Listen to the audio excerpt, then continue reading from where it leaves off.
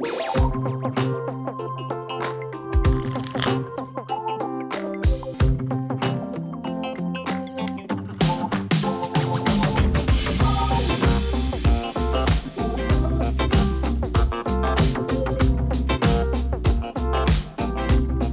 everyone, to another episode of Recollection Step, a Grand Archive TCG podcast, part of the Maindeck podcast family. I'm Dan. And I'm Taylor.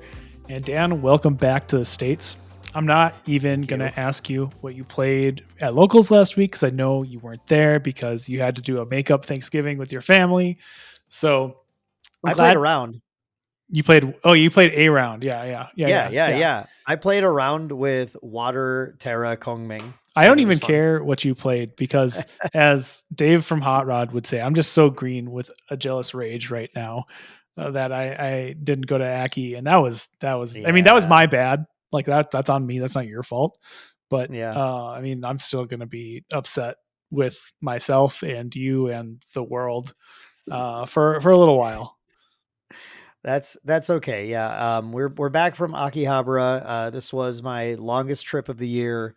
I went with my wife and with some of our friends, and we spent a lot of time not doing anything GA related. We're in Japan, so we did Japan related things. I actually will very soon, depending on how you can hear my voice needs recovery, by the way. I came down with something as we were leaving and really just killed my voice. So depending on how my voice recovers over the next day of, I have some medicine from the doctor and stuff, so hopefully going to keep helping. But I plan to do a live stream it's basically not GA related at all, but with a bunch of just stuff like a show and tell from Japan, including a box of Weiss Schwartz Dandadan, which should be fun to open. Wow. That's like the only box of Weiss I would ever want. That's crazy. That's really, I didn't even realize they had a set for that, but I should have known. They had a set for I picked that up. I saw it. I was like, I'm going to grab one of these. It does release in English, I think, in January or something. Okay. So you're not waiting too long if you want to collect them, but I grabbed it just because it seemed like a fun thing to open, fun thing to take home. And 2 packs of Osaka, a game we don't get in the States, Spy Family, and only 2 packs because that's all I could find. I wanted to find more, but I couldn't. And there'll be some other goodies, and I use so many gachapon machines. I was a fiend. I was fiending for those gachas. So I'll just do a show and tell of all the little trinkets and stuff that I came home with. And that should be a pretty fun one. So if you're out there and you're interested in seeing any of that stuff, just stay tuned. I'll announce it like I usually do on my Twitter. It'll go up on Facebook. So keep it, or not Facebook. Well, actually it might go. I'm trying to use Facebook more again, going into 2026, because I've seen a different community over there responding to things. So I might as well, but I have to remember to do that. It's going to go up on YouTube. You'll see the live video. Excellent. Well, I knowing your Genshin roster, I'm sure just the gachapon was irresistible. So, bro, okay, so just real quick, I guess, because people love when we go off into some tangential nonsense, I think.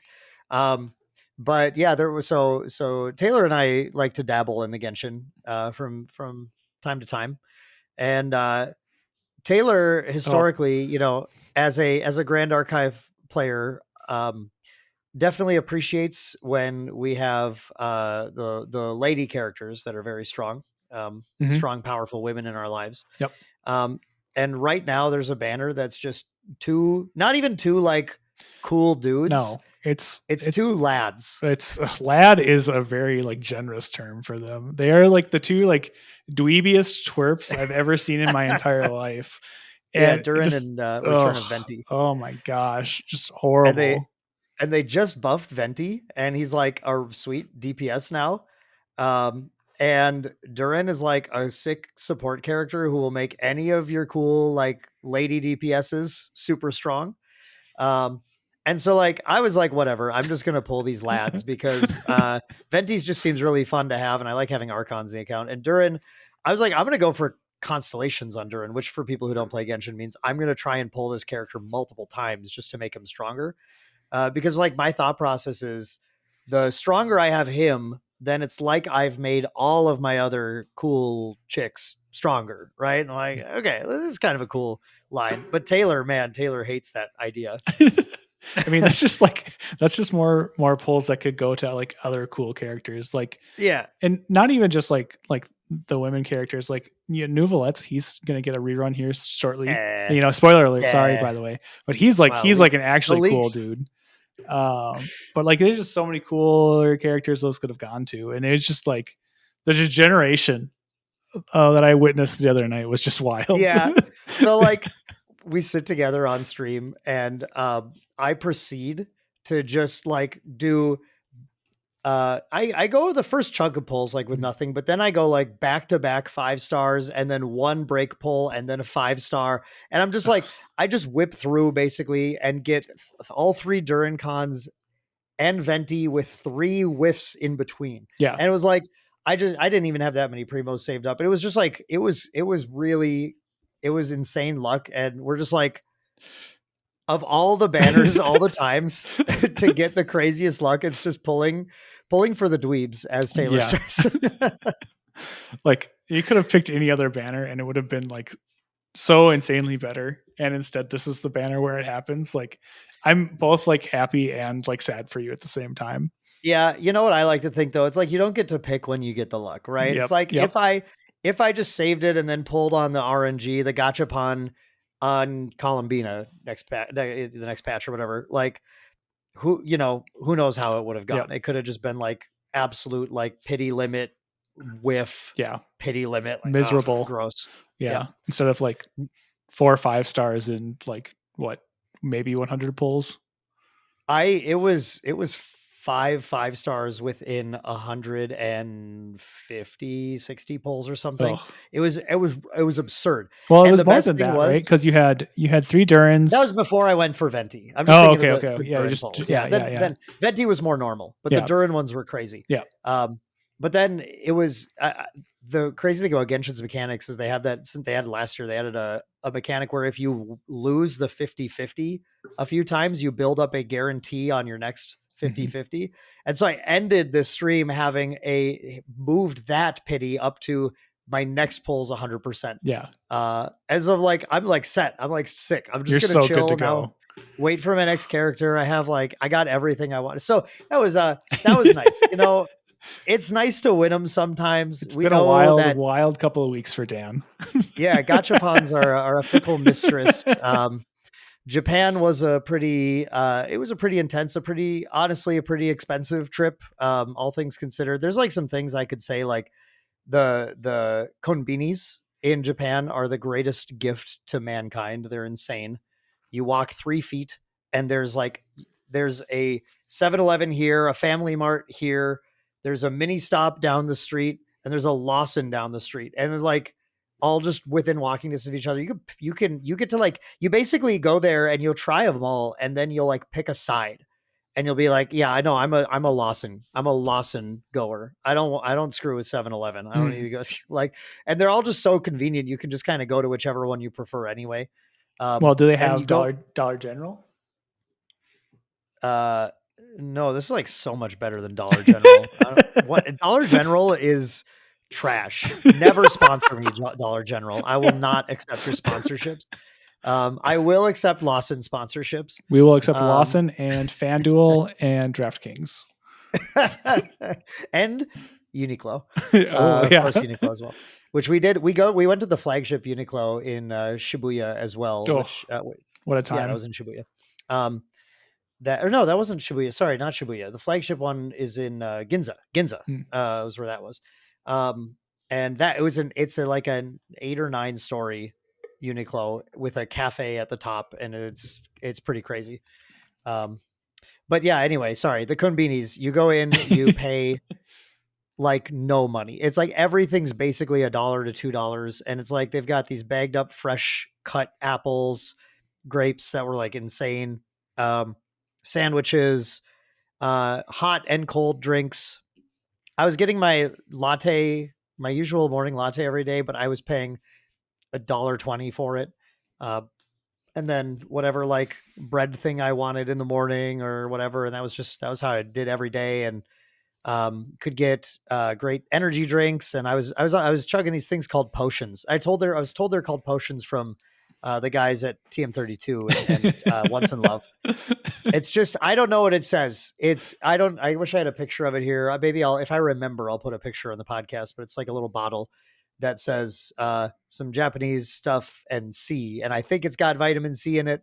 And as I was starting to come down with this illness, I was just having a potion every morning, and I got through the like muscle aches, feverish, whatever, in a day. I just like cruised through it. Still did Japan stuff. Just was like wore a mask and drank that. And then the next day I was like, okay, I'm good. It's just my voice and I cough now. Like that was all. So I don't know what it is, but those things are actually like healing potions, and it was pretty awesome. So yeah, I mean, that was one of my big takeaways. I got home and I'm like, man, everything is like so expensive here. Convenience stores are so expensive. Food, like we can't go to our little like two table, like there's a dude in the back cooking yakisoba. Dude, I had a hot dog.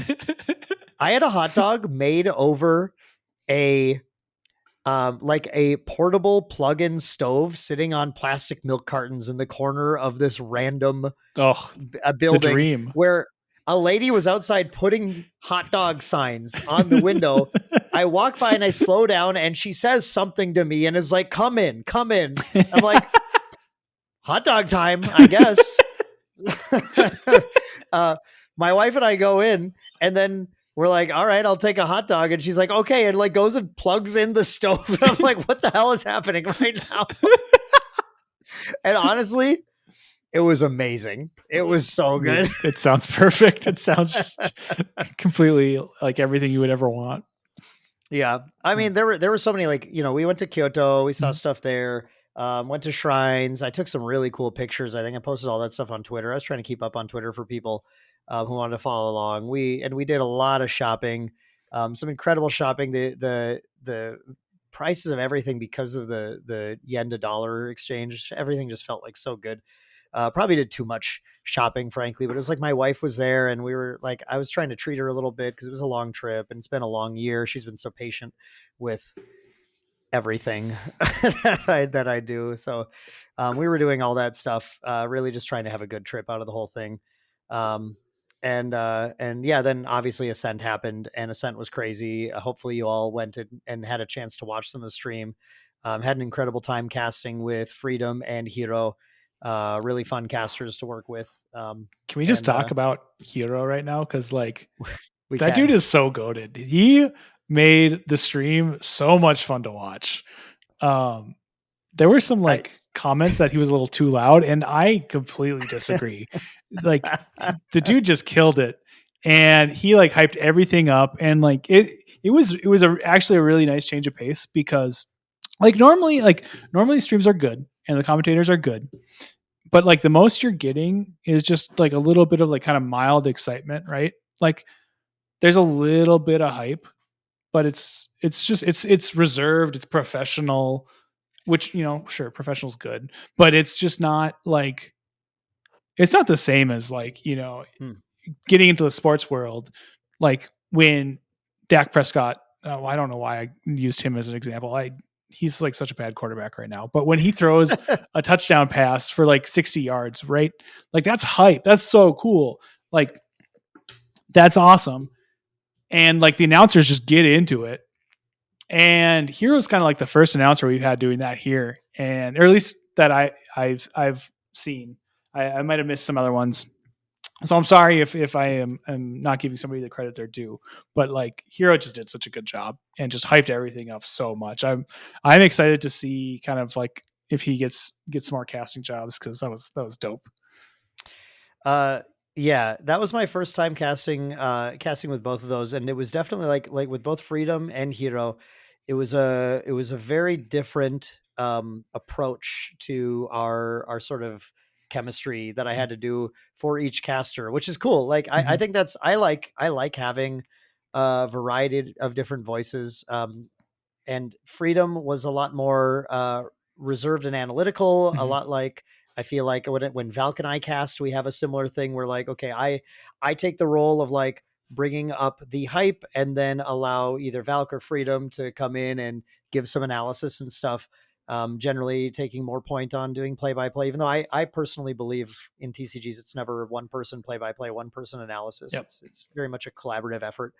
Um, and so yeah, like I really enjoyed getting to cast with Freedom and hearing what he could bring and kind of working on that dynamic. Then I got in the booth with Hiro, and it's like Hiro's way over the top of me. And I often am like, I'm trying to bring the hype for with some of the other casters we work with. And one of the first games with Hiro, we heard from Shinja that oops, I forgot to put a limiter on you guys, and chat is upset. Um, and yeah, because Hiro was just He blowing it was out, 100%. It was great. and yeah, and I think I absolutely adored again both of them, and especially like hearing Hiro go totally off the rails. Mhm. But I was thinking like we do have to like we have to go somewhere when we get to finals. Like, I think right away we're not leaving any room to like bring the hype up appropriately, bring the drama Mhm. up going into finals. Cause like, buddy, it's round 2 of Swiss. It's a 9 round event. No, Like, that's good notes. And that's something you can learn from for the next event, I think, for sure. but Um, like that said though, like it was fun. Like I yes. had so much fun with that. And I think Hiro very quickly like just Mhm. okay, brought it like kept it high, but just added a little bit of room Yeah. so that when we got to finals, he could just pop. He could pop off. And that finals was so funny because I felt like Cam did when we casted your finals, Taylor, Yeah. Yeah. because he just started popping off, and I literally in the booth, you guys couldn't see us, but I just went like this. I held my hands back and backed off. I'm like, you just go, buddy. You go Absolutely. for it. Yes. Yep. And it's like it's awesome to have that kind of energy for these like events and these castings, right? Because like it as like not action packed as TCGs are from like a physicality standpoint, there's still like a lot of hype to be had. And it's really exciting when like big plays happen and when people win, right? And so just like having someone who like understands to really take that up a notch is really, really fun. And not to like give Hiro all the credit. Like you and Freedom both did a really good job of like playing with that too, and like playing off of him and making sure like energy levels were at appropriate points throughout the match, and just like knowing when to ramp up with him and just like making sure everybody was kind of on the same page. And like it was probably the best casting experience I think I've watched so far in Grand Archive. So I'm very excited to kind of see where see if Hiro gets some more casting gigs hooked up, and also just to kind of see like where everybody else continues to grow and improve with this, because I like it felt like a big level up moment for Grand Archive casting in general. Yeah. Yep. I agree. And obviously like Shinja TM32, they continue to kill it. They're Mm-hmm. insane. Oh. And they continue to ramp things up. There were some issues with the stream, there Mm-hmm. always are some little quirks. Especially you travel around the world with this setup and you try to get everything ready, and Yep. it's so complicated. Um and so like there's always going to be like little quirks happening on screen as TM32 continues to kind of grow. And it's actually tough to, I think, sometimes realize too. It's like still such a small operation. Yep. The number of people working on that cast at any time is like it's like doubled with the addition of Tyler and Chia coming Mm-hmm. on now, and then Cam being permanent on there. But that's still it's like those four and then the casters. Yep. And Tyler and Chia have their own schedule and their own things they're doing, and it's basically up to two people to manage that cast and get it to be as professional as possible. And I what earlier this year, just kind of like thinking about the year in general, I had the honor also of casting the Star Wars Unlimited Galactic Championship, the worlds for Star Wars. And there were fewer of like moments of like something weird is happening on the screen or whatever, like stuff like that. But the people working on that production, there were like 14 or 15 people Mm-hmm. every day of that cast, all working on these like rows of computers set up in this back. You couldn't imagine the size of it. Yeah. The operation was insane. And so like I always think for what GA has, for what TM32 has, what these guys put together is like unmatched. Oh yeah. It's crazy what they're able to do. And when they had a bigger team for Worlds, it was like really really tight then Yeah. too. Yeah. Like you can tell the World's broadcast was just like on another level, Mm-hmm. just due to like the extra staff and help and resources that they had. And just like you said with like Star Wars too, you see this in other like TCGs that are casting. Like Magic is the same way, where like their budget for that is just like whatever it needs to be, and they have as many people as they need for that. And so like I would say for like Grand Archive is probably getting like some of the best value per dollar per like staff member that they can out of everybody running the cast, in comparison to like any other game on the market. It's just absolutely wild what they are able to do with what they have. And like the Yeah. product, like the stream end is always just like there's like a hiccup, and then it's it's fine. You wouldn't even know like that anything went wrong. Like there was an audio glitch in the first match for like a minute or whatever. Like not even like they move past it and they fix it so quickly it doesn't matter. So Yeah. yep. Yeah. So, I mean, just props to the team again. Mm-hmm. Shout out to production there. Everyone did a great job. It was a crazy event. It was a huge event. Managed to push through and get us out of day one before midnight, which was great.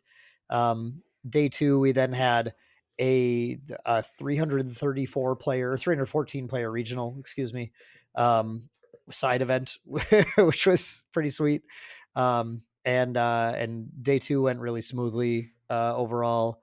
And we had a really cool top 8 with some really interesting stuff. I think it's probably just a good time to kind of transition. Let's talk about just some of the highlights from Ascent Akihabara before we move on to kind of a big crux of the discussion today, which is just, hey, Phantom Monarchs is out, and Crux pun there's some intended, crazy by the cards. way, Yeah. because Crux is back. But yeah, no, let's talk about Aki and the results here, because it was, by far the largest tournament we've ever had in Grand Archive by like 200 people. We had 681 people total playing in this event. Shout out to Raylam for taking the whole thing down on Fire Crux Lorraine. Very impressive feat considering the size of this event and how many rounds you had to play. I think, at 14 rounds, Taipei was also 14. I think they had like just started to hit the threshold for that extra round, and like now Akihabara here was very much past that, very safely into the 14 round spot. And that's just a lot of Grand Archive to play over the course of 2 days. So big shout out to not just Rayon but everybody who made day two, and just that's a grueling schedule. Yeah.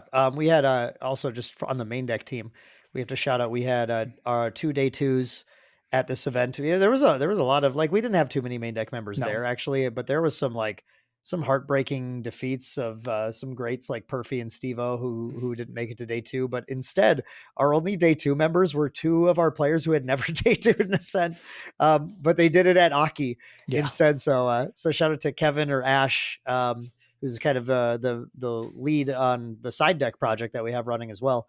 And then Jeremy from main deck, who managed to day two as well. So huge props to both of them. Yep. Yeah, they did great.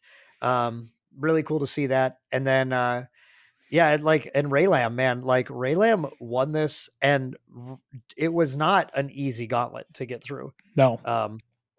I am literally never going to forget that that Seryu match with the double immolation trap in hand game 3. Like what on got him.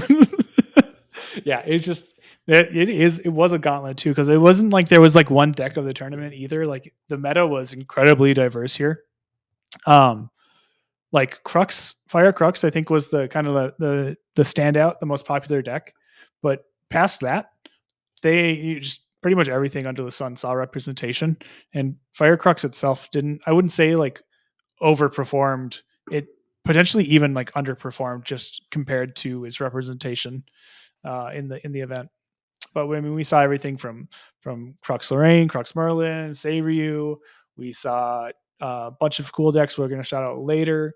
But Hyoka also showed up on Windrai. We had a Wind Yep. Wake Up running around. We had a Genbu list Windrai towards was the top. actually like Windrai was really Windrai was good.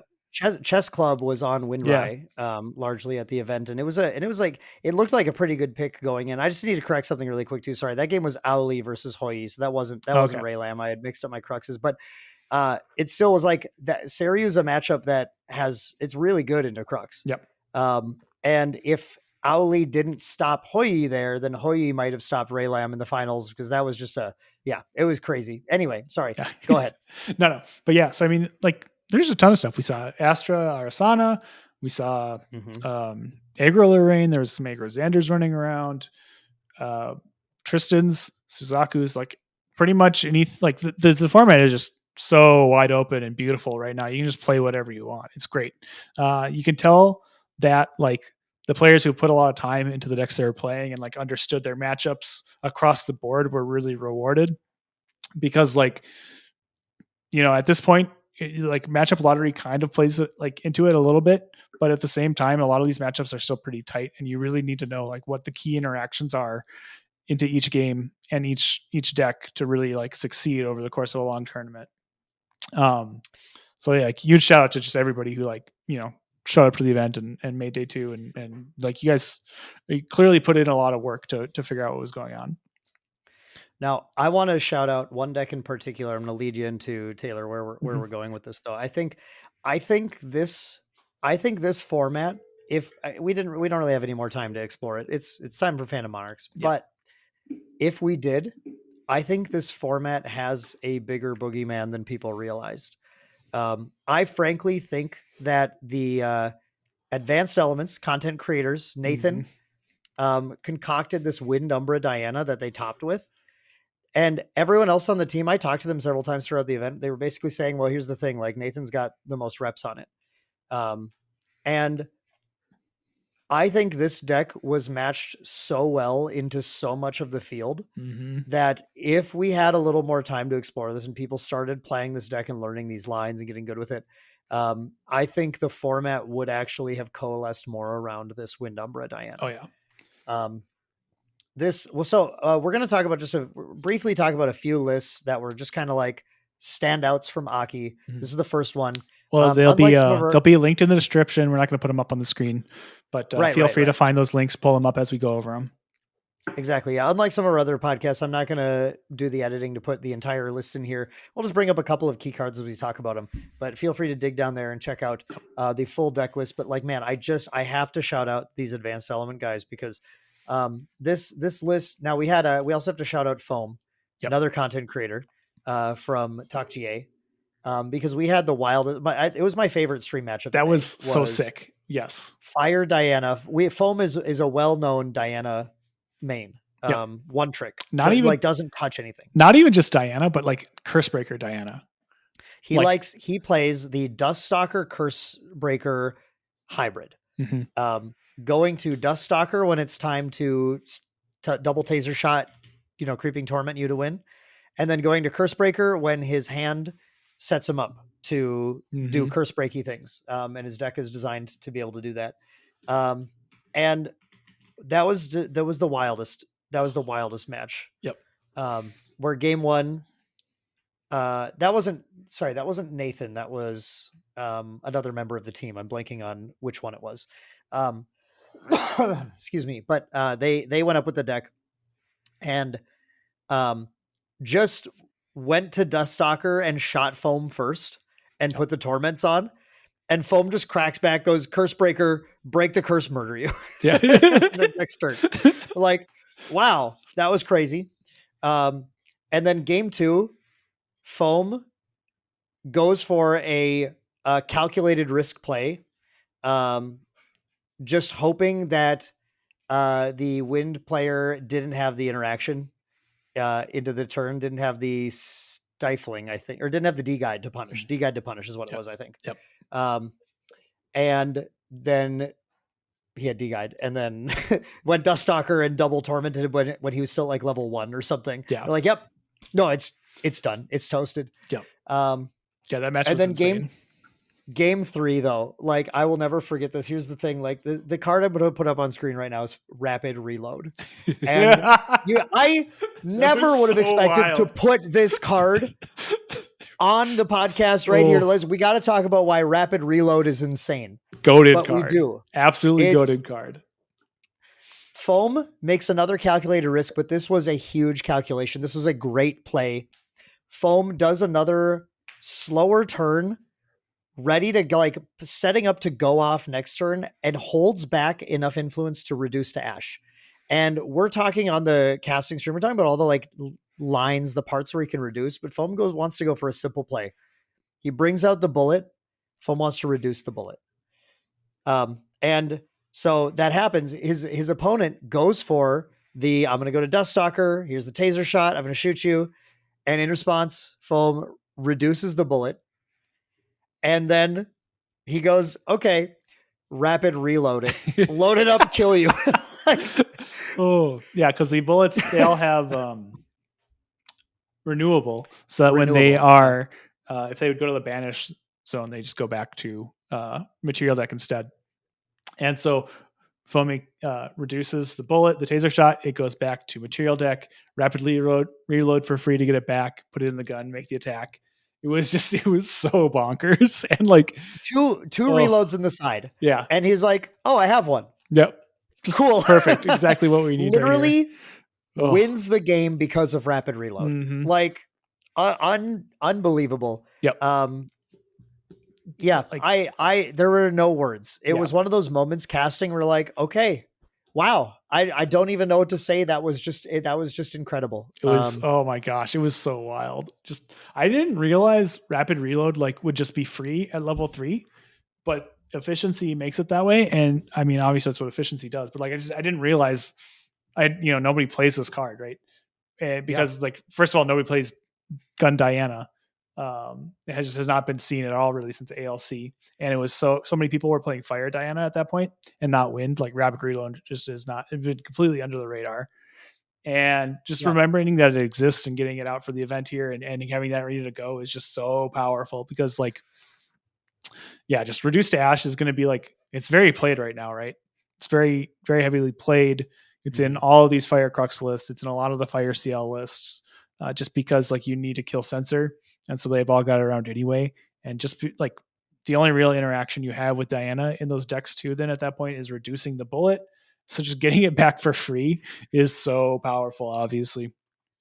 And it's just busted. And yeah, I completely agree with what you were saying about how like, if we had more time to explore the format, this I think is a really big boogeyman deck in a very similar way to like we were saying that Wind Savior is probably like one of the best decks in the format. This has a very similar kind of play pattern to Seiryu where it gets to play like a win value game with Windmill Engineers and Ace and Protectors and just kind of like slowly take over the board that way with like Dream Fairies if it needs to.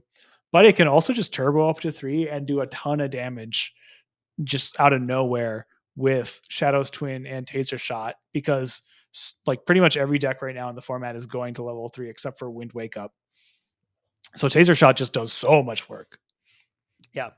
And I think like one of the keys that they figured out going into this list, like there's a couple of things. We got Punishing Cartridge in MRC Alter, which is like, if you're like, oh, what do they do about Seiryu? That's it. Then they just kill you anyway. Yep.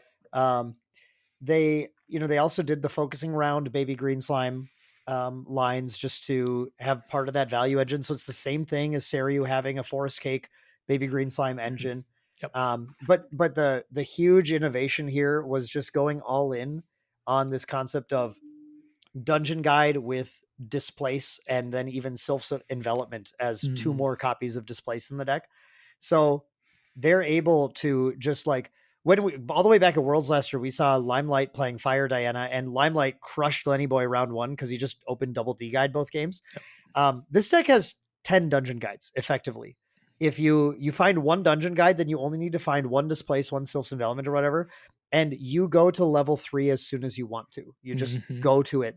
And Diana plays out of the material deck so much that there's so many matchups where if you just get the jump on the opponent, they're not ready. They played that value game. They're just kind of like, okay, put down my stuff, go to, have 2 in hand, whatever, pass turn.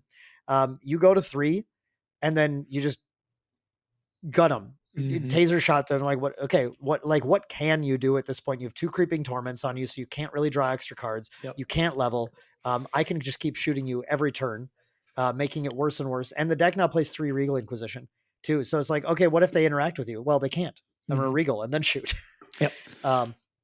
It's good. It's a really, really good list. In a meta where so many people, pretty much everybody is going to level 3, being able to get to the 3 first is just so powerful. And like, you're not really setting yourself back at all in this situation to go to 3 this fast with Dungeon Guide and Displace. Like, it's just, you're going to recoup a lot of that advantage, or you're going to just burst your opponent out. So it really doesn't matter. Like, it's so powerful. So yeah, like huge props to the Advanced Element crew for kind of like figuring this out and having it ready for Aki and having it prepared. Cause yeah, this is definitely like something I'd be very afraid of if we were still had like another month or so of DTR format. Yeah. Yep. And they do, by the way, they do have a podcast. They have a channel. Yep. I'll try to link that down below. I'm serious. I'm shouting these guys out as they solved what we thought was an unsolvable format, I think, right before it ended. But I think you need to watch these guys because this team might have more things that you might want to know about going into an Ascent. So head on over to their channel down there, everyone. Make sure you're subbed. Like, give them some support. These guys are crazy. They're from Oceania, so they're not Creative Shock. So they fly a little under the radar, but yeah, they definitely are worth listening to. They just put out a really good video actually this week on why Quicksilver Grail is insane. Definitely worth a listen and a watch. Definitely take a look out at that. I want to say too, quick before we move on, we got 2 more decks to highlight really quick, but I want to say too, like, I think this is just a really good example of responding to what the metagame is doing. Like, Grand Archive is so much a game about knowing what your opponent is doing and knowing how to interact with that oftentimes you get into these big wide open formats and it seems like the format is unsolvable and you can just kind of play whatever. But in general, like, there is usually some commonality between a lot of these decks still. And if you can find that, what that is, and exploit that weakness, like the Advanced Element guys did here, you really can get rewarded for it. Yeah, absolutely. It's just a reminder to me that, like, don't count any champ out at any point. Keep your eyes open. I mean, I think a lot of us did just shut our eyes to that, and man, that's crazy. But what else? What else are we talking about here? We got Oblation CL. I'm doing Limelight a little dirty because he's been on this all format, and I didn't link his list. No. But I have to link Hanky the Goat because how are you not going to link Hanky's list, right? But yeah, I mean, Oblation CL is just it was one that really was very powerful when Ryle showed up. And then once Ryle got banned, I think everybody kind of just decided that you weren't going to have the influence to really mess around with everything you needed to do to kind of control the game with CL, while also going to 3, while also setting up Advent of the Stormcaller in your banishment for Oblation, Baleful Oblation. But I think we definitely have underrated that as really, especially as a team in main deck, but I would say mostly just as a player base. This is another deck that just has some really powerful options. I don't think it is quite as like explosive as those Diana lists, obviously, but there's something to be said about being able to play a Baleful Oblation for 15 damage to everything, omen it, and then replay it again in the same turn. That's kind of busted. And yeah, there's just a lot of really cool things going on here. Carter's sweeping the board and helping control that, and you still have your really efficient fire leveling package. You've got a lot of really strong. There's not a ton of extra Umbra cards here in this list, but Umbra has some pretty decent interaction right now in Nocturne's Oblivion and Profane Bindings. If you would like a kind of blanket removal and negate, and obviously having like effectively 36 health with CL is very powerful. So definitely like something else to look forward to. And we'll highlight this a little bit later on in the podcast too, because it's definitely getting some upgrades from Phantom Monarchs, and definitely something you want to keep a keep an eye on as we transition to a new format here.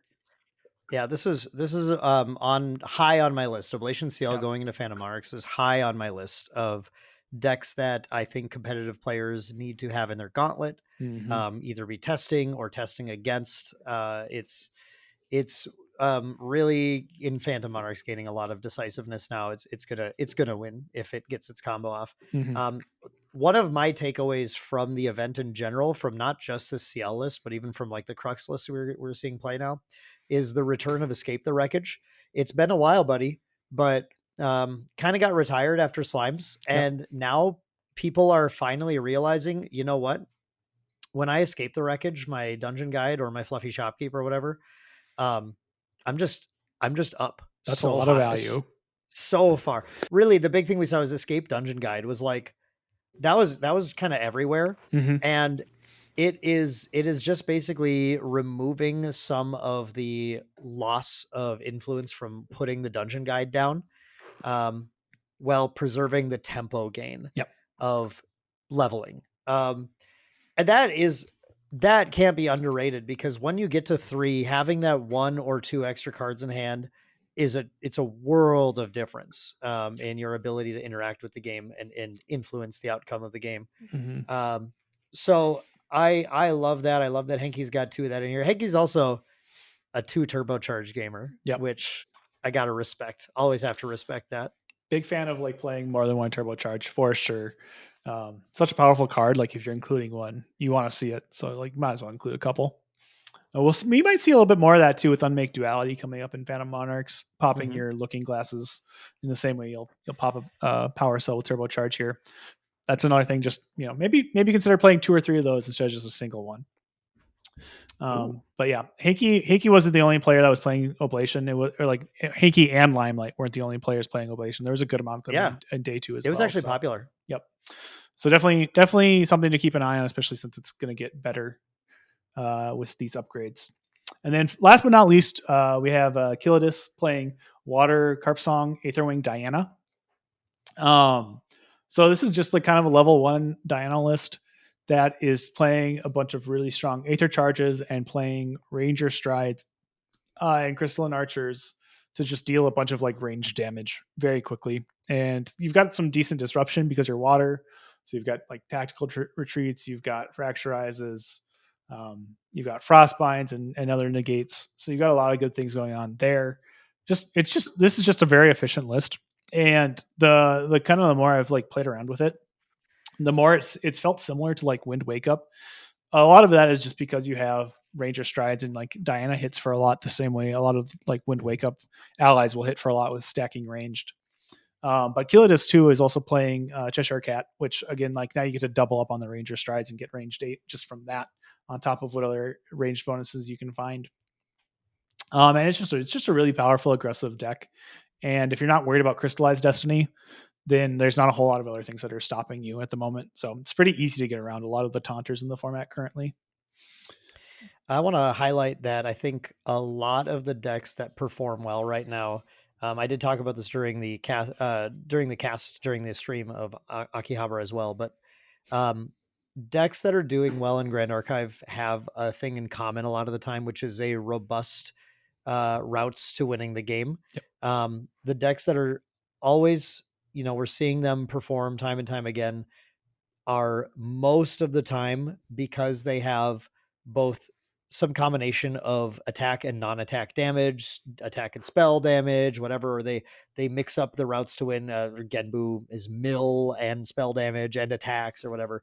And like I think it's something players need to think about as they're trying to brew some of these new champions, these new decks. Like, okay, how do we make Alice win or whatever? And you never want your route to victory to be down to a single, well, I'm going to put this thing in play and attack with it. And the reason this Aetherwing Diana deck, this aggro deck, is so hard to pin down is because it pushes powerful allies on the board. Yep. It also is threatening big champ attacks, which is Mm. already like that's a little bit of robustness, but they're similar. But it's got the Carpsong Coda. Yes.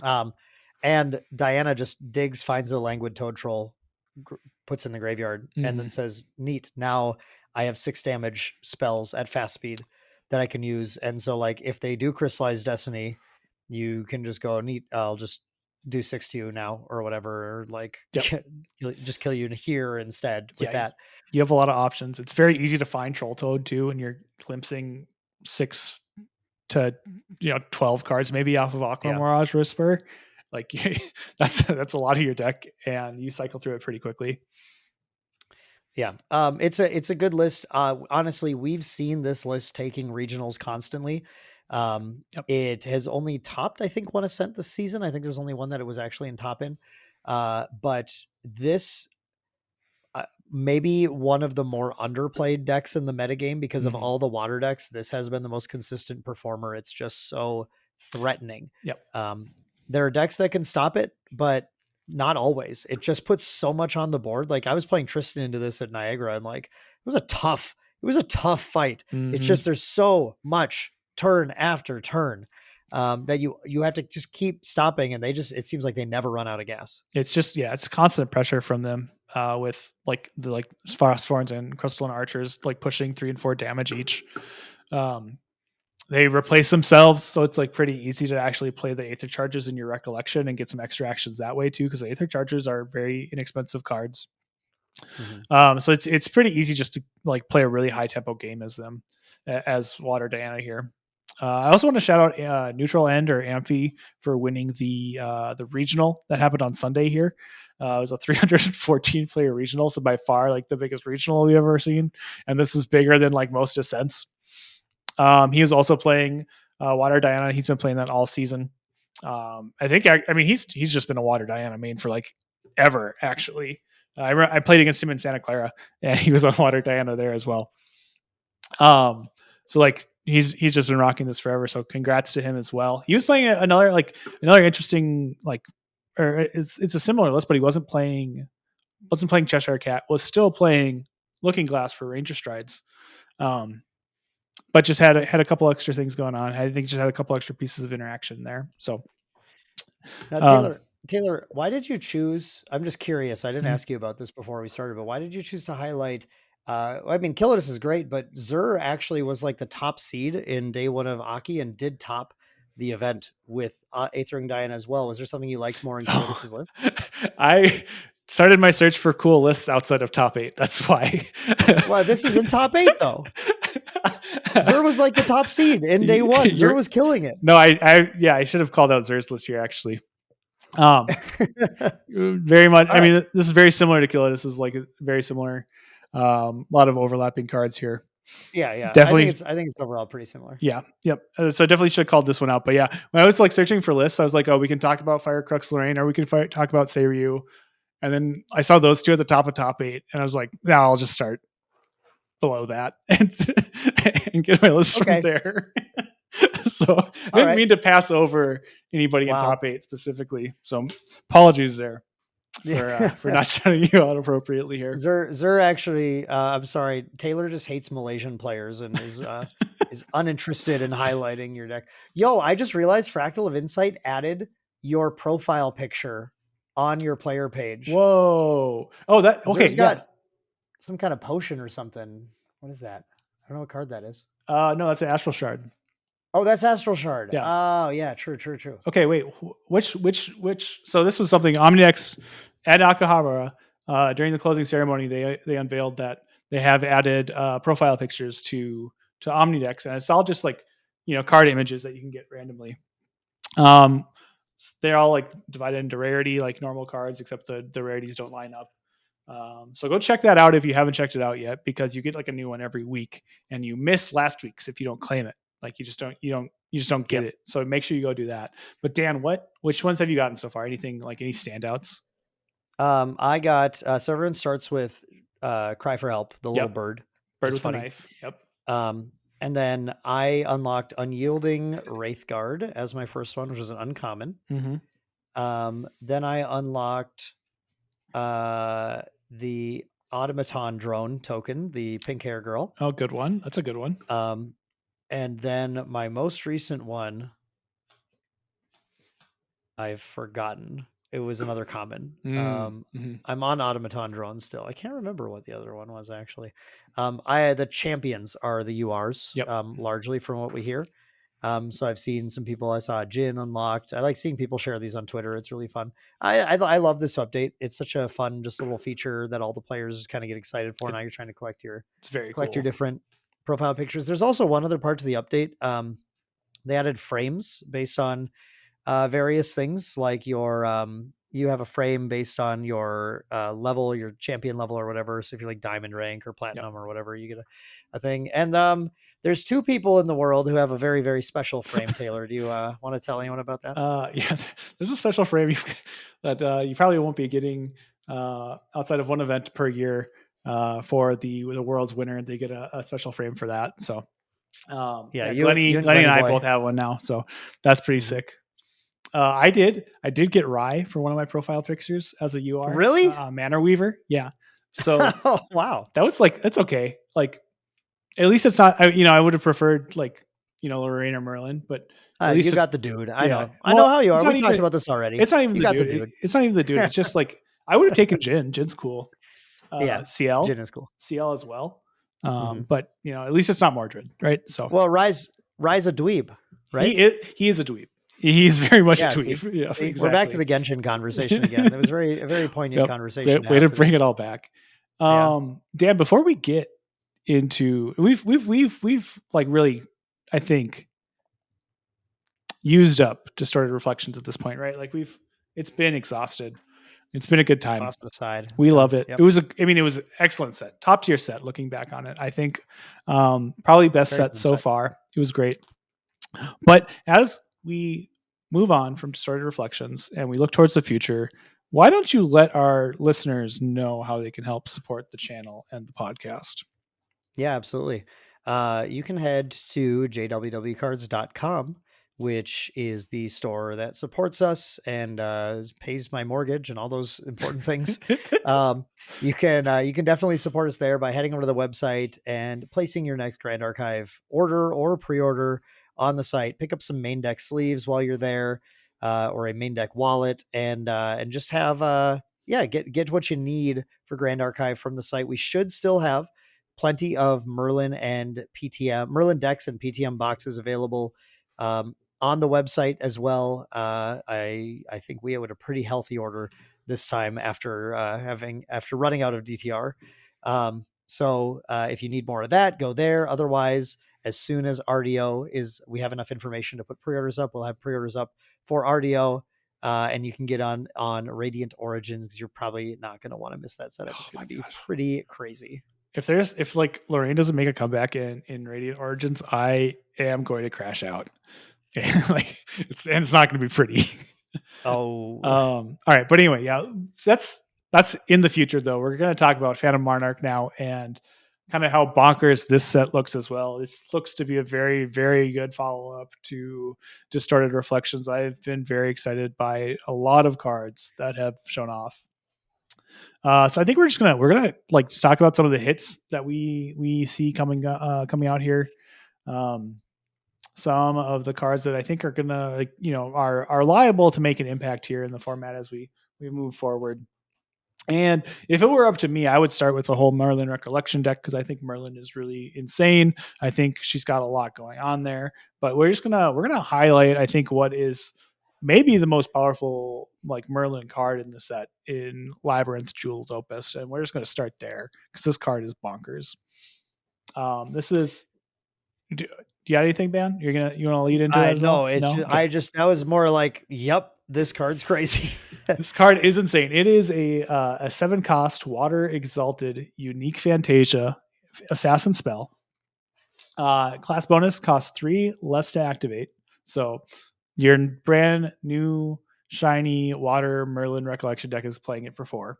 It has Sheen 10 plus, which means you have 10 Sheen counters on your Fractured Memories.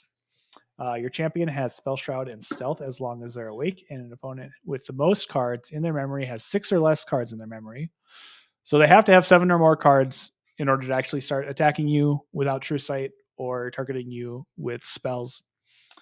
Sheen 18 plus, at the beginning of your end phase, draw a card. So now this is just like an incandescent reliquary you can play from your main deck. And that's not all. At Sheen 36 plus, you can rest Labyrinth to move any amount of Sheen counters from your fractured memories to target unit. So this card is like literally everything Merlin wants to do in like one really concise package, and it is just busted. Yeah, I mean this is going to be for the Water Merlin decks. It seems like it's the Majestic Spirit. It's the end game card. You're gonna drop this, and your opponent. It's now on your opponent to find a way to win the game. It's one of these. It's a game changing card, which just now alters the game they have to play. They're no longer trying to kill you. They need to deal with the labyrinth, and then they can go back to the game of trying to kill you. And in the meantime, if you have enough Sheen, it's gonna immediately draw you a card back at the end of the turn. So the opponent's gonna change their whole game plan to deal with it, and then still like you already plus or not plus, you were neutral on it, and the longer it stays out, the more you plus. And at some point, if your deck needs to, you get enough Sheen, you can move it on and then just use luminous quartz. Boom, take them Yep. out, deal with it, whatever. It's a scary card. It's one that you really are going to be afraid to face. If this water, it's going to come down to if this water assassin Merlin deck is going to stand up to some of the other decks in the metagame, and if it does, I suspect we're going to see this card as the card you need to deal with. You're going to need to have Fantasia removal or object. One thing is we are seeing more object destruction in the game now, and those effects I think are going to be really key for various decks to sideboard, because they're non-specifics that are good against this. They're good against other stuff. But I mean, yeah, it's a card if it's part of the metagame, you need a plan for this thing, or a lot of decks just lose because Yep. you can't target them anymore unless you put your whole hand down, basically. And in order to put your hand down, you might have had to have targets for those things, which you couldn't possibly. Like it could be like I think people will easily understand how difficult it is to just like, okay, I need to get through the stealth or the spell shroud. That's complicated. But people are going to take a little bit longer to understand the nuance behind how this adjusts your sequencing on your turn. Yep. In a way that is really, really beneficial to the Merlin player. Yes. You now have to like, okay, well, in order to even attack them with this attack card, I need to put all of these cards down first. And so I can't lead with the attack. And I can't lead with the ally attacks. And so so how do I play this turnout? And it just becomes very, very, I think, you're lost. You're lost in a maze. Yep. I mean, so at minimum, right, it requires 7 influence to actually like do anything. And that's assuming you have effects that let you just put those cards into memory for free, right, without spending any other cards. And every other card you play beyond that, you need one more card worth of influence to actually start doing things. So like the actual like barrier to entry is very high here for just like forcing your way through it. So yeah, Fantasia Hate's definitely something you want to be thinking about if this is something that shows up in the metagame.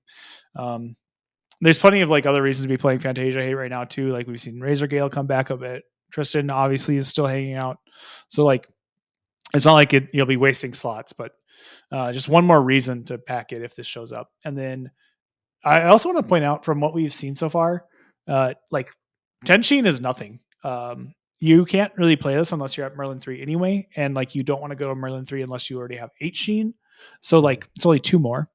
And past that, 18 is really not that much more either. Like these are fairly easy numbers for Merlin to hit throughout the course of the game.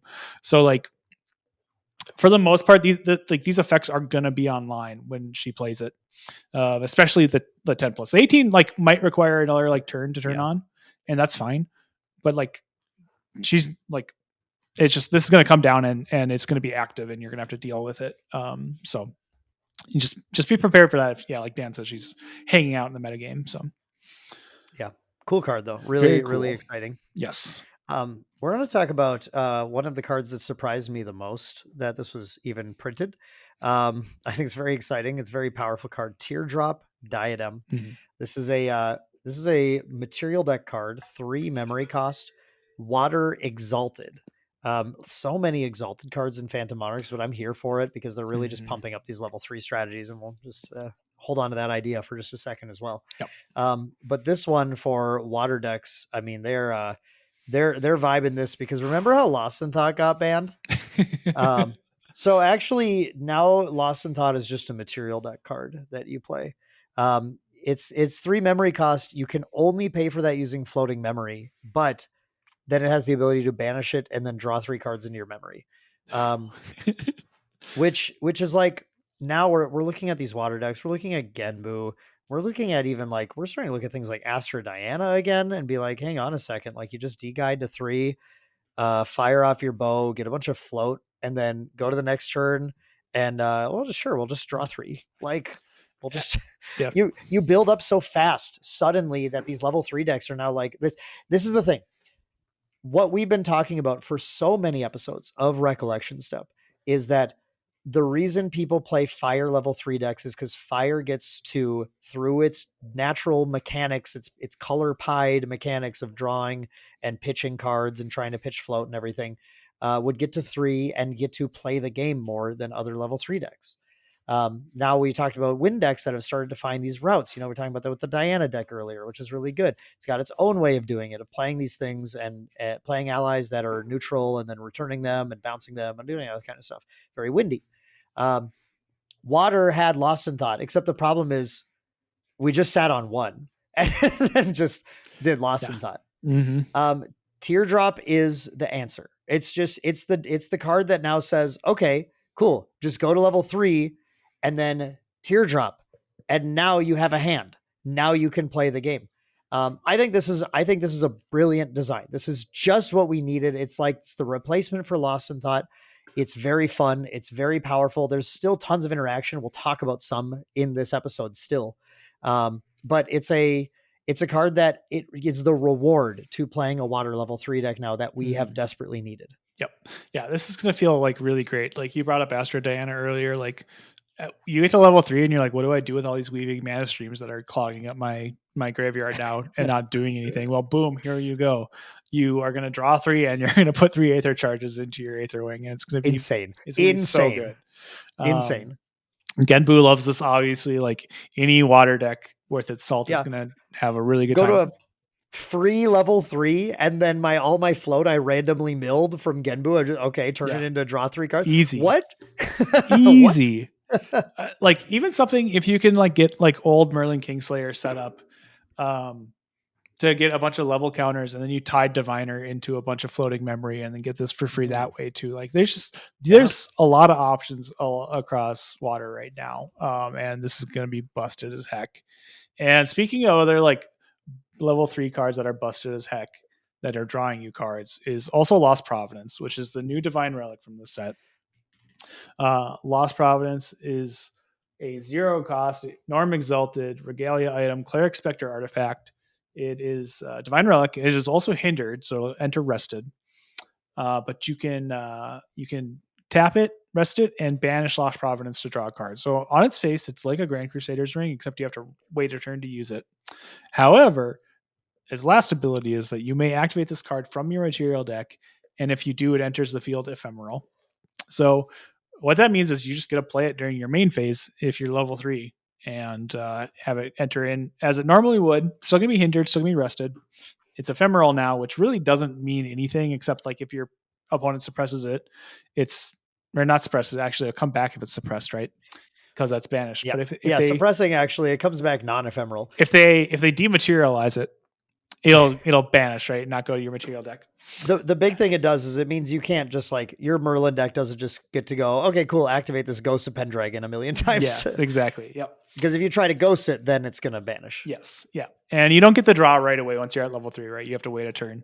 Again, I think like just to balance that out a little bit, but it's still very strong because it's a free materialization essentially, right? Like if you're a level 3 deck and you are already going to play Grand Crusader's Ring, you should be seriously looking at like Lost Providence, just because it's essentially a free beseech the winds, right? Like except you're beseeching for Grand Crusader's Ring, and it was a 0 reserve cost card, and also didn't cost a card from your hand. It's just it's very good. I think the big reason there were people who looked at this card right away and thought, I don't really know if the value's there for this, because it's like GCR, but then you should draw the card right away with GCR or whatever. But like it's really understanding that in the game right now, you have X materializes and everyone needs to be really, really, really valuable. Yep. if you choose, you have a turn where you choose to materialize GCR, then the opponent kills you. If you had Terrafring, you would have lived, but you wouldn't have gotten to draw your card. And maybe you need to draw that card to be able to present another threat or something. Lost Providence is going to allow you to get that card draw. It's at the cost of waiting a turn, but at the cost of not losing a materialized phase. Mm-hmm. So the big thing is like, and for better or worse, we've had a whole episode about Dungeon Guide a million years ago. But like Dungeon Guide is a huge part of the game's DNA. It's like functionally around Dungeon Guide as a, in the same way, I'm going to throw that out, like in the same way that lands in Magic produce a varying curve to the game to game, that creates an interesting way that the game plays out. When two players go with level 3 decks against each other, the presence or absence of Dungeon Guide shifts how players play the game, Mm-hmm. and creates a more interesting matchup game to game, and less deterministic results, which is a positive because that's why you're here and not playing chess, right? Yes.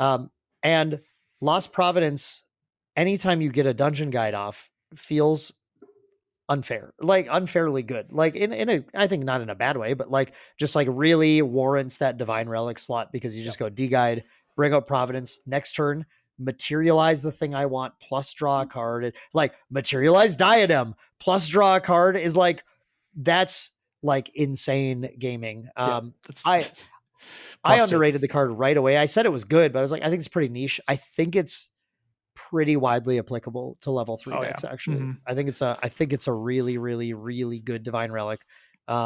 One that a lot of players are probably going to want to chase down from the set. Oh yeah. Yeah. If you're a level 3 deck and you're like, you want to play Grand Crusader's Ring, you should be probably playing Lost Providence instead. Like you need a really good reason to play Grand Crusader's Ring over Lost Providence, and that reason has to be something like, I'm not getting to level 3 until turn 10. Yeah. It's a free materialization for very little cost. Yep. Good card. Good card. Let's talk about another card that's going to show up in a lot of material decks, though, that also has the text draw a card on it, which is crazy. Have you guys ever heard of this one? It's called Purifying Thurible. It's a real card again. Uh, I don't even know how much we need to go over this because we have already played with it. It was in Proxia's vault for a short amount of time before they banned Ryle. So just a reminder, you're going to materialize this for 0. And then at some point, you're going to pay X for it. Your opponent is going to choose and banish X cards from their graveyard. And then if X was 3 or more, you're also going to draw a card in your memory. It's a wind regalia. And I think every wind deck has to argue with me to not play this card in their deck. It's crazy. It's so good. It's insane. Like, again, yeah, like it's the same way Lost Providence is like the default for level 3 decks. Thurible, not a Divine Relic, but it is the default for wind decks. If I completely agree with Dan here, where if you if you're wind and you're not playing Thurible, you need to have a really, really good reason, because like the graveyard is the biggest, like most resource generating, it has the most resource generating power that it's ever had in the game currently, and Thurible is just a free answer to it. Like, you're going to play backup charger anyway, just play Thurible. Like, sure, you don't get to play turbo charge, but it doesn't matter. Just draw your card, disrupt your opponent, and be happy about it, and have a good time. It's like, it's very, very strong, and it does exactly what you wanted to do. And it feels very necessary in Wind decks, specifically because of the 2 new Alice levels we have in Phantom Monarchs as well. So there's Alice Distorted Queen, I think, is the level 1, and then Alice Phantom Monarch is the level 2. Mm-hmm. So Distorted Queen is pretty wild. She's going to put a Phantasmagoria mastery out for you, and that's going to have haunt counters to start out with, and then it gets more haunt counters whenever a Spectre dies under your control. And then at the end of your turn, you ship your graveyard to the bottom of your library, and you put that many haunt counters from the top of your deck into your library. So you just always have a graveyard in Alice, and in Distorted Queen anyway, right?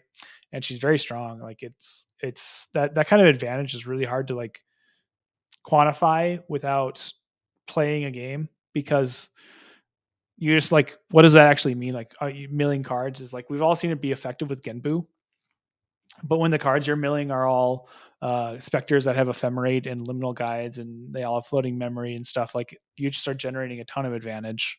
That's the other thing too, is that the mastery makes all cards other than specter cards in your graveyard lose their abilities. So like Perfect. you can't just load it up with all the best cards ever, but there's still just a lot of really strong specter cards to throw in there. We already mentioned liminal guide. We mentioned all the ephemerate cards. All those are specters. She has a new curse out as well, um, that is powerful. It helps her level 2 out. So her level 2 has an inherited effect of whenever you play an advanced element card and you don't have a curse in your lineage, you deal 7 unpreventable damage to Alice, which is important because she only has 22 health, and she's, she maxes out at level 2. She doesn't have a level 3. This curse you can activate from your graveyard, and it's an effect you activate, not a card you activate. So you're not triggering that damage, and you just got to put that curse into your memory or into your lineage for more or less free when you're milling it into your graveyard with your Phantasmagoria. So it's like she's just like this self-contained engine that is just every single turn dumping a ton of value out for you. Yeah, she's proving to be a pretty tricky champ to really pin down as far as like what's the most consistent win condition that she can do, but she can do a couple of things crazy. She recovers like none other. She's a huge, like, if you're a life gain fan, she fits that niche really Yep. well. She's doing the graveyard shenanigans, so she's going to be moving cards around, doing fun things there. There are a lot of kind of interesting strategies, but I think the most exciting thing about Alice is just that this is a level 2 champ that unlocks an advanced element. Yep. So unlocks Umbra and unlocks Exalted, right? And like that is pretty cool. That's a like really really interesting niche at the cost of she's no longer a cleric. Her only class is Anomaly. Mm-hmm. So like there's a bunch of interesting pros and cons and costs and benefits to this, making it, I think it's a deck I certainly think can show up at high levels, but it's going to take just a couple of iterations here for people, I think, to get the list that's like the most consistent and the most Mm-hmm. powerful. Yeah, she's got like a lot of options. Because Umbra is like, Umbra is by far the advanced element we have the most cards for, just because there's been the most Umbra champions, and we're getting even more now in Phantom Monarchs. A lot of those like cards are class locked, but she still has like a lot of things she can do. Um, and yeah, there's a bunch of different things that are enabled now. Like Dan said, she does a bunch of life gain. There's a really large 4/3 hard to kill Jabberwocky ally running around now too for her. So like she can do a lot of things. She can stop a lot of what your opponent's doing, and she can draw a lot of cards and generate. That's outside of her graveyard value with Umbra. So something to be on the lookout for there for sure. Yeah, and it's not the only Alice running around either. We did finally get a level 2 for the T's sort of chessman Alice theme from Disorder Reflections. So Alice fans really eating well this set with a lot of options. It's Alice Mm-hmm. Whims Monarch, level 2 with Alice lineage, and then on enter Glimpse 3. Reveal the top card of your deck. If that card's a chessman card, put it in your hand. I think the funniest thing about this to me is like Alice and Alan are like best friends. Like effects are so similar in what they do. Mm-hmm. But then she has one more effect, which is to rest her. And if you don't control a pawn ally, you summon a pawn piece token. And this is really important because Alice is herself a chessman and a queen. And she's going to summon a pawn. And she's going to set up kind of your chessboard pretty consistently so that you can do all of your little chess things. Now, the problem is this, I don't understand this archetype at all. My brain is not big enough to build a chessman deck. I don't get, I barely understand how the knights move on a regular game of chess. No, that's not true. Actually, I understand chess fine. He's no But Magnus Carlsen. yeah, like maybe if we what if we got Magnus Carlsen on an episode of Main Deck to explain the chessman deck to us? Okay, let's do this. Let's get like versus episode, right? Let's have Magnus on some sort of chessman archetype, and I'll be playing Merlin, and we'll just see who comes out ahead. Yeah, we won't explain the rules to Magnus. We'll just have him figure it out. Yeah, exactly. That might be enough of an advantage for me to actually take the game. We'll see. I bet he'd still win, which would be the craziest. I would not put it past him. Anyway, it's exciting for chessmen.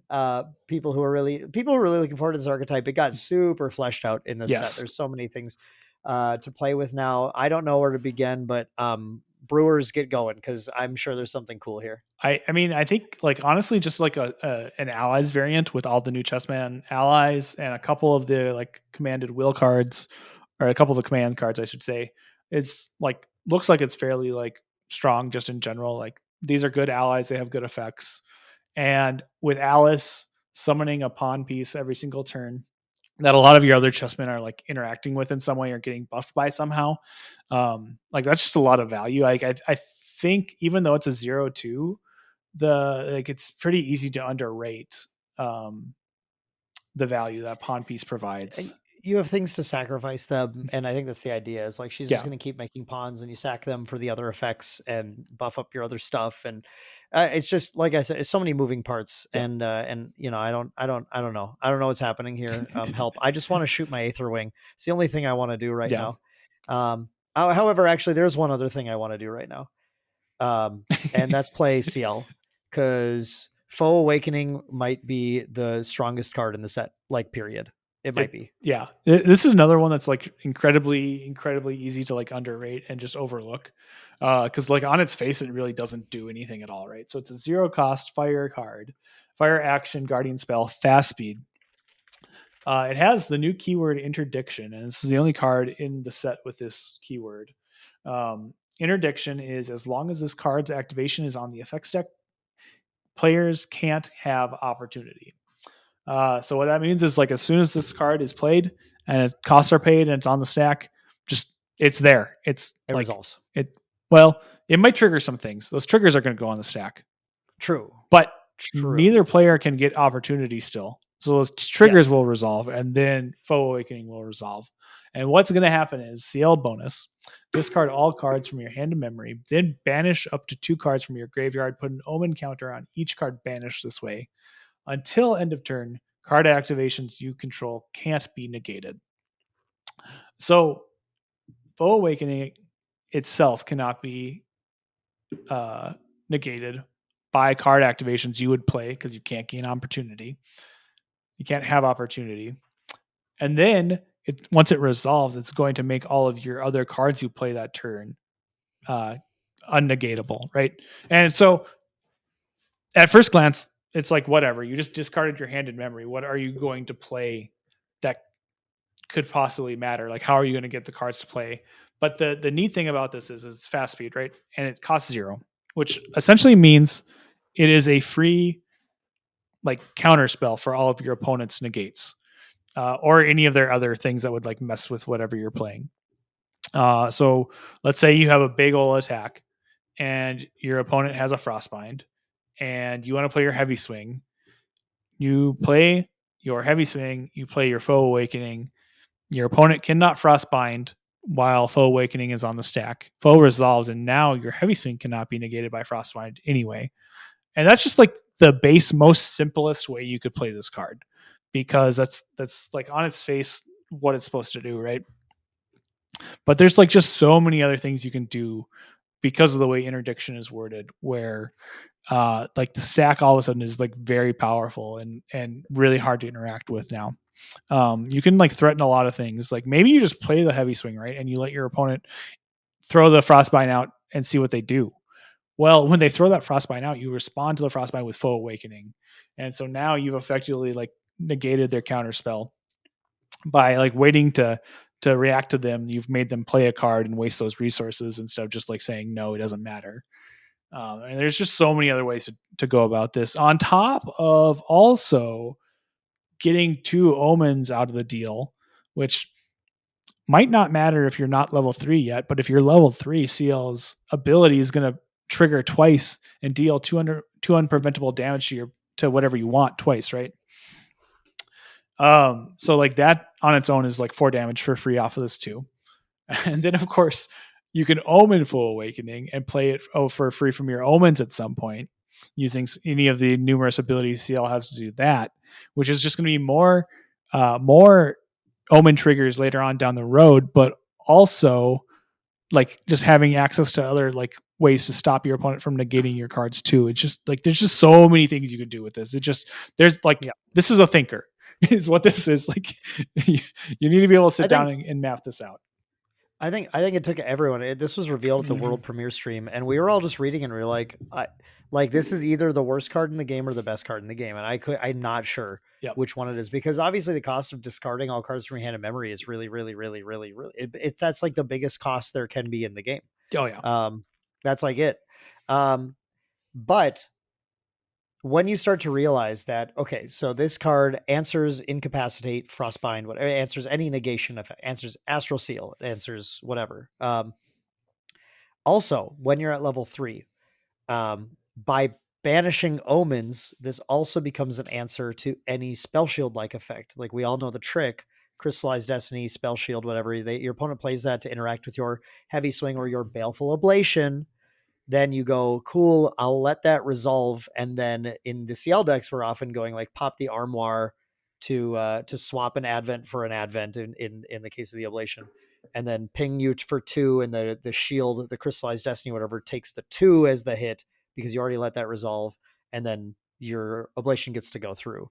But now, Foe Awakening, you don't even have to have the armoire out, because the Foe Awakening is going to answer the incap, or it's going to answer the spell shield. Because, like you said, Taylor, you say, Ablation, do you have a response? They go, Crystallized Destiny. You're like, great, let that resolve. Now, Foe Awakening. Um, there are like, now the opponent has to have like multiple answers and has to play around it in a very particular way, and multiple Crystallized Destinies, something like that, to be able to effectively get through your Foe Awakening, which costs you 0. And if they do, you did discard all your influence, right? And so like it's kind of tough. That's yeah. Um, that's definitely a tough spot to be in.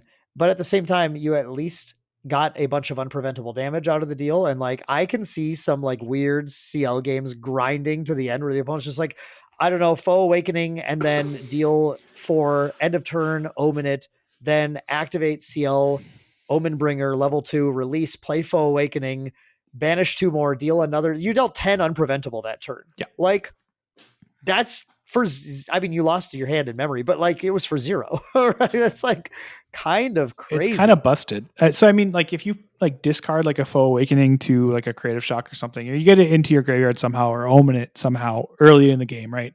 And then you go to level 3, and this is sitting in your omens. You can like Grim Pastiche the foe in your omens. Mm-hmm. With Grim Pastiche on the stack, you can play another foe from your hand. This foe is going to resolve, deal 2 omens. Grim Pastiche is going to have a foe resolve, deal 2 more omen triggers.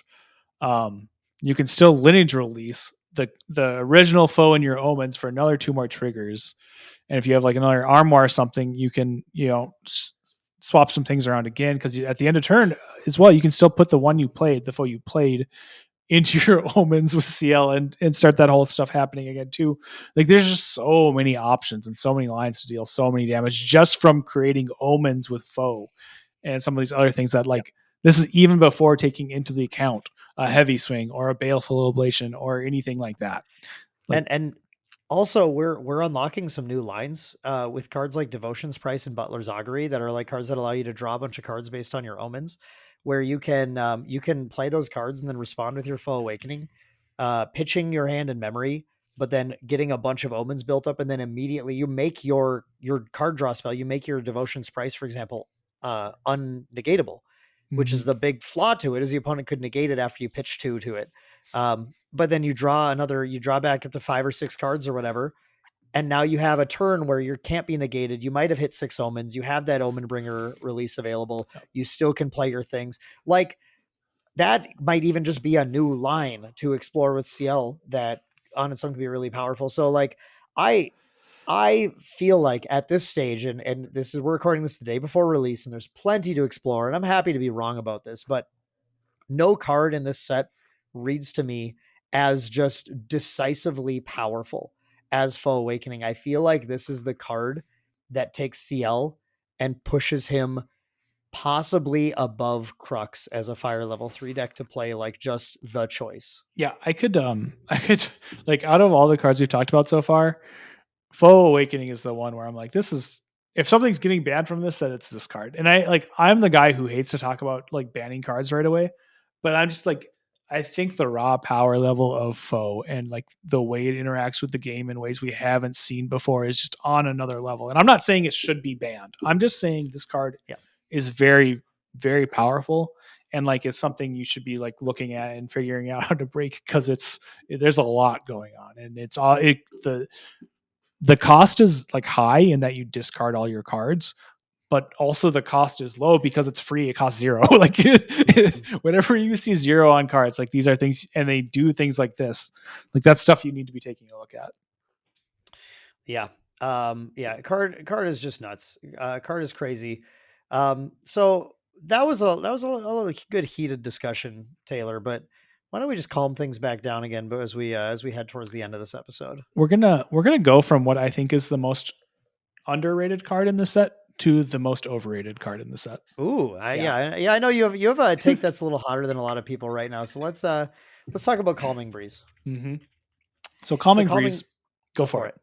Jinx. Oh, you know what? I'll do it because you hate this card. So I'll make sure you don't have to suffer through reading this card text. Thank you.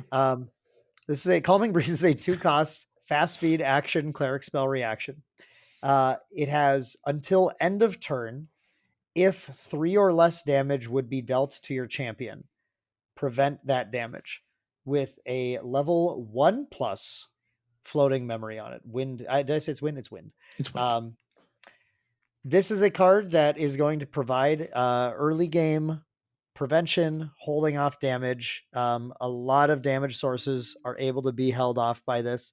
Obviously not everything, but there are a lot of things that are going to deal some amount of damage. You can get some prevention out of it, and then it's a float. It's like when you feel like you want to play a Veiling Breeze early, but you don't want to go down an influence to do it. This is a card that can do that. It is a cleric spell reaction. Dao Chan can easily play it from her memory, which is always nice to throw Dao Chan a little bone here and there, which is cool. And it's a card that decks like I think Arasana, Wind Astra Arasana are going to be happy to play because one of their big flaws is just taking too much damage too fast.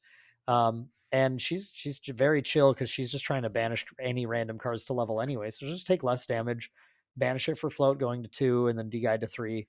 And it fits really nicely in that game plan. But Taylor, why do you hate it? I mean, this is just Veiling Breeze at home. Like this doesn't do anything if your opponent can get above the threshold. And like, sure, it has floating memory, so it's like technically you're not losing a card, right? But like, none of the win decks at level outside of like Arasana really are excited about this card or really want to play it that much, right? So Tristan doesn't care because she's not leveling fast enough to be like, I need my cards to have floating memory and be used early right now. Like, doesn't matter. Saveru doesn't care because he's not trying to use floating memory outside of the odd reclaim. Like he actively wants to banish cards from memory. Wind Arasana is a big one, right? And then there's not really a lot of other Wind level 3 decks right now. The Wind Diana list we highlighted earlier, probably not playing this card or not caring about it because like she's already at level 3 by the time you're playing it. And then this is all on top of like us assuming it's going to stop a reasonable amount of damage. But there are so many effects in the game right now out of aggressive decks that are going to like just bash you for so much more than 3 that it is really not going to stop that much. You're going to stop like a couple of ally hits and like, yeah, that's good. Like that's fine, but it's not stopping Blazing Throw. It's not stopping any of the attacks, any fire attacks. It's not stopping a lot of like these big hits out of like water decks at the moment. Diana is going way over the top of this. Wind Wake Up is going way over the top of this. CL. Okay, so to CL's credit, he's got some heavy swings, right? But he sure has a lot of like 2 damage pings too. But all of those pings are unpreventable, so it doesn't matter that they're under 3 because it just gets past it regardless. This like okay, I'll probably eat my words on this because this card is like fine, but like it just I don't know. This is such an underwhelming card to me because it just doesn't. Where we went from like foe doing everything, this does like 2 things, and it does them pretty well, but that's all it does. And I don't know, like it's so niche, and like so the card does 2 things pretty well, so it's not good. Yeah, exactly. Like when I say pretty well, I want my cards to be better, like doing things better than that's pretty fair. well. That's fair. I want a labyrinth, I want stuff that's going to lock down. Like I want Veiling Breeze that's going to cost me 1 less card to play and also stop everything that I say it will stop. Like it's just so underwhelming.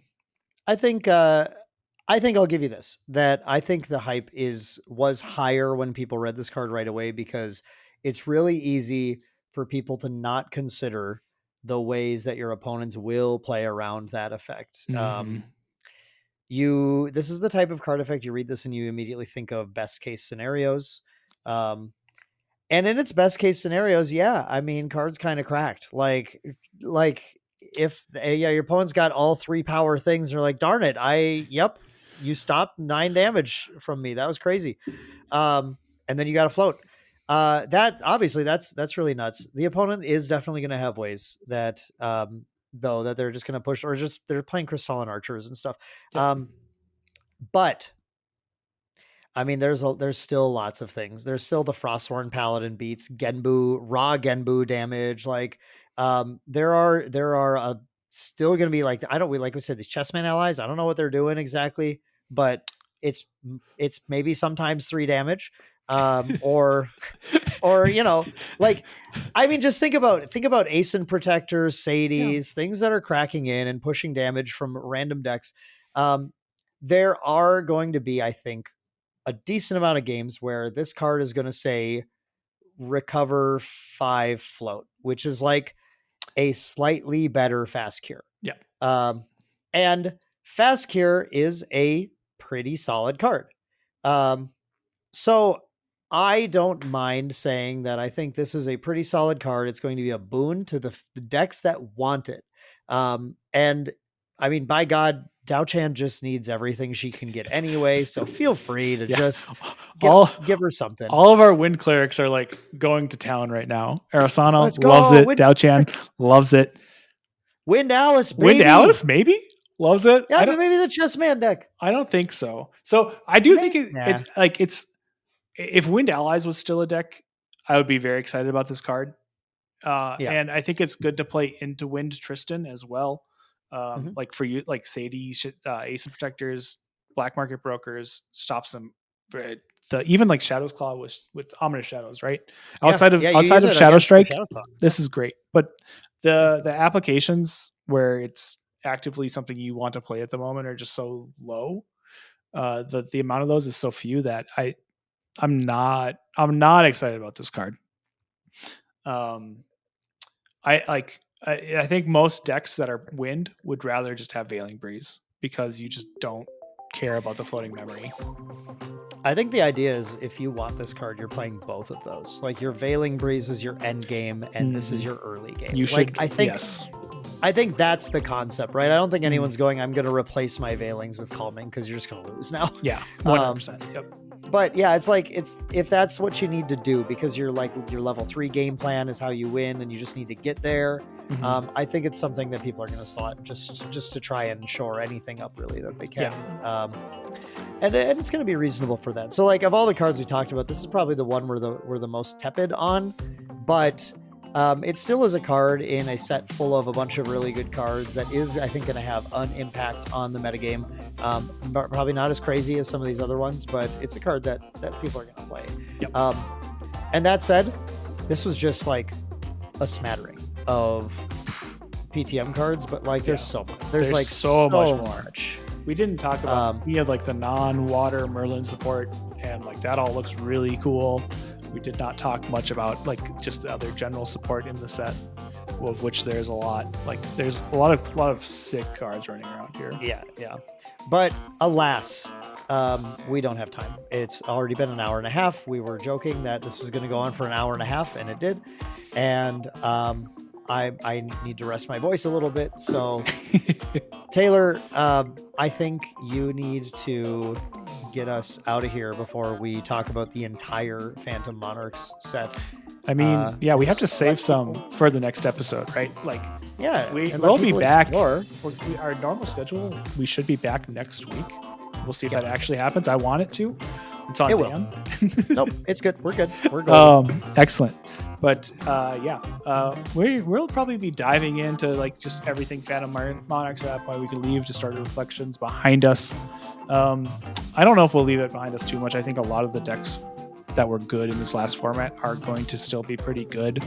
and we'll see kind of what they have to adapt to. I'm very excited to take some CL lists. I'm very excited to take some Diana lists, both flavors, gun and magic bow nonsense, and see what happens there.